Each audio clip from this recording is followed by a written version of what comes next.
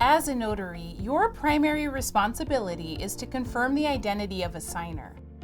In other words, your job is to ensure that the person who appears in front of you is the person who signed the document. Here are 5 helpful tips to help you quickly confirm a signer's identity using a government-issued ID card. Tip 1. Always ask to hold and examine the ID.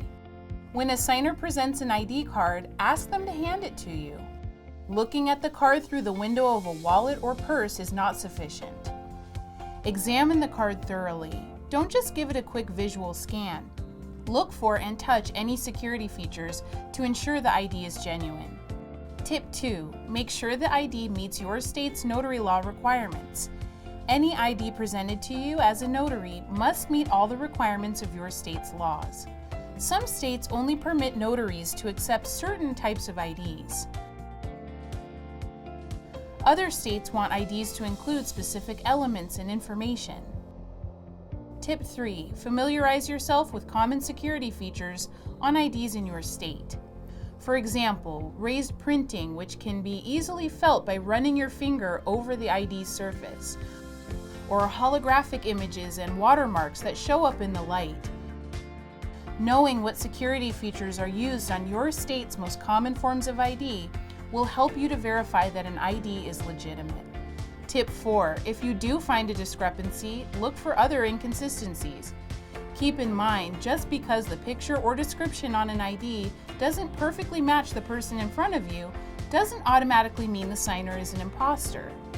The signer could have changed their hair color, lost weight, or gone through any number of physical changes. So look for multiple discrepancies to be sure. For example, if their height, eye color, or facial features also do not match the description, these could be red flags.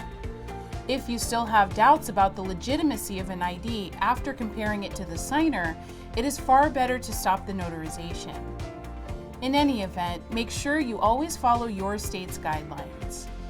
Finally, tip 5, record the appropriate details about the ID in your notary journal.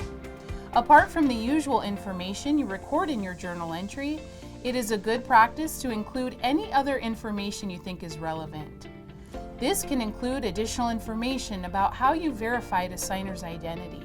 However, unless your state regulations specifically require it to be recorded, you should not include the signer's ID number, social security number, date of birth, or other non-public personal information.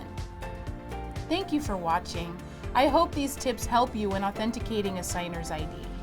If you'd like to see more videos about notarization, please subscribe to the National Notary Association YouTube channel and turn on the notifications.